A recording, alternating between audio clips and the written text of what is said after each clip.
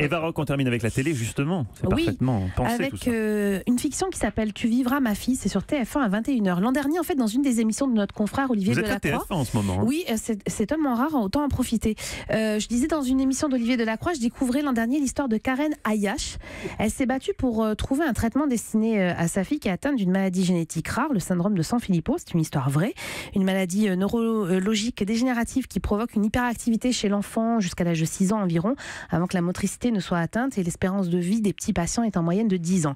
Eh bien, voici l'adaptation télé de cette histoire. Nathalie et Raphaël, les parents, viennent d'apprendre que Bianca, leur fille, est condamnée, mais la mère refuse de baisser les bras. 6 mois, c'est notre chance à nous, on a le temps encore. Attends, t'as quoi?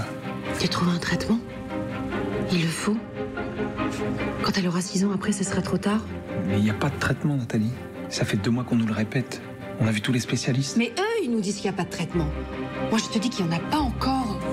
Eh bien, Nathalie, elle va se lancer dans des recherches, elle va tout lire, toutes les publications scientifiques, elle va parvenir à convaincre aussi un chercheur de la soutenir. Il y a seulement 4000 enfants dans le monde qui sont atteints de cette maladie, donc aucun laboratoire ne veut investir, et bien qu'importe. Je suis pas médecin, je suis pas chercheur, je suis pas directrice d'un groupe pharmaceutique. Et comme eux, ils le font pas, je vais le faire. Et tu vas faire quoi? Je vais monter une biotech. Un laboratoire? Un laboratoire, une biotech, un hôpital, je m'en fous. Un endroit en tout cas où on peut fabriquer ce traitement pour aider Bianca. C'est comme une start-up, hein, sauf que c'est de la biotechnologie. Et moi, je vais leur prouver que ça peut être rentable. Eh bien, comme dans la réalité, Nathalie va parvenir à créer sa biotech. Je vous laisse découvrir la fin à travers cette fiction qui est en 2 parties, qui est portée par Cécile Bois, que vous venez d'entendre, qui est remarquable dans le rôle de la mère. C'est Ariel Mallet qui joue son mari et Hugo Becker, le jeune scientifique qui est prêt à l'aider.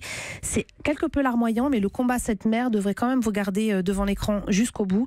Et puis, si vous pouvez découvrir l'histoire de Karen Ayash, c'est vraiment formidable. C'est sur TF1, à 21h.